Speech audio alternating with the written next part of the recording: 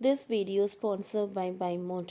இந்த ஆப்பில் நீங்கள் பர்ச்சேஸ் பண்ணக்கூடிய எல்லா ப்ராடக்ட்டும் உங்களுக்கு ரொம்ப மலிவான விலையிலேயே கிடைக்குது. இதில் நிறைய ஆஃபர்ஸ் அண்ட் கூப்பன்ஸ் ப்ரொவைட் பண்ணுறாங்க. ஸோ இதோட லிங்க் உங்களுக்கு டிஸ்கிரிப்ஷனில் கொடுக்குறேன். தேவைப்படுறவங்க யூஸ் பண்ணி பாருங்கள்.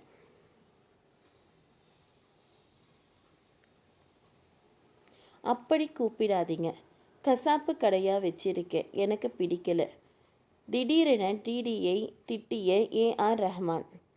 இசையமைப்பாளராக பிரபலமடைந்த ஏஆர் ரஹ்மான் சமீபத்தில் பேசிய பேட்டிதான் இணையத்தில் வைரலாகி கொண்டிருக்கிறது. அந்த பேட்டியில் தொகுப்பாளினியான டிடி தான் கேள்வி கேட்டிருக்கிறார்.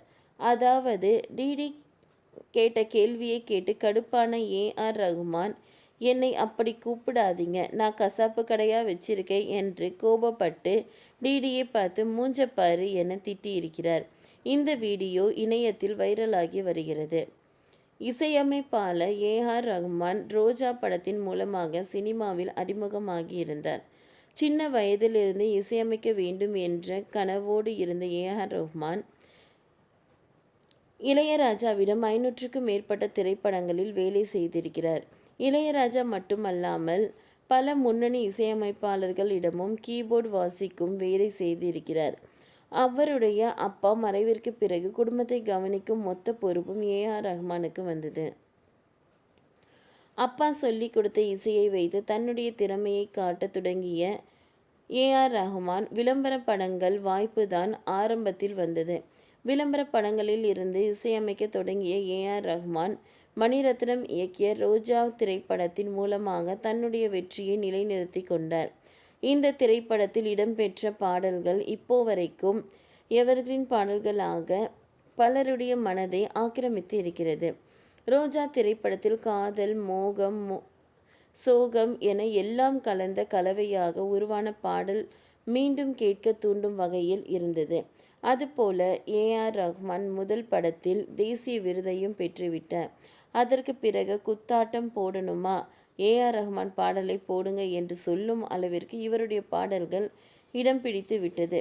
தமிழில் மட்டுமல்லாமல் பிற மொழிகளிலும் ஏஆர் ரஹ்மான் கலக்கி கொண்டிருக்கிறார். ஹாலிவுட் படங்களின் டைட்டிலுக்கு இவருடைய பாடல்கள் பயன்படுத்தப்பட்டு வருகிறது. 2 ஆஸ்கார் விருதுகளையும் வாங்கியிருக்கிறார். அதே நேரத்தில் சமீப காலமாக ஏஆர் ரஹ்மான் பற்றிய செய்திகளும் அடுத்தடுத்து வந்து கொண்டே இருக்கிறது.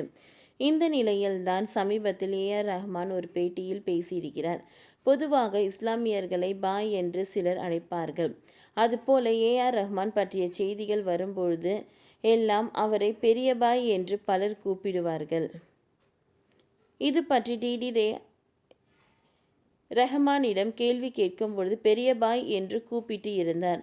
அதற்கு சிரித்த ரஹ்மான், என்னது பெரிய பாயா என்று கேட்க, ஆமாம் சார், உங்களுக்கு இப்படி ஒரு பெயர் இருக்கிறது, உங்களுக்கு தெரியாதா என்று டிடி கேட்டதும், வேணாம், எனக்கு இது பிடிக்கல, சின்ன பாய் பெரிய பாய் என்று நான் என்ன கசாப்பு கடையாக வச்சிருக்கேன், மூஞ்சப்பாரு என்று சிரித்தபடி சொல்லியிருக்கிறார். தலை என அழைப்பது எனக்கு பிடிக்கவில்லை என்று அஜித் சொன்னது போல இப்பொழுது நான் ஏஆர் ரஹ்மானும் தன்னை பாய் என்று அழைக்க வேண்டாம் என்று கூறியிருக்கிறார். ஓகே ஃப்ரெண்ட்ஸ், இந்த வீடியோ உங்களுக்கு பிடிச்சிருந்தால் லைக் பண்ணுங்கள், ஷேர் பண்ணுங்கள், சப்ஸ்கிரைப் பண்ணுங்கள். தேங்க்யூ.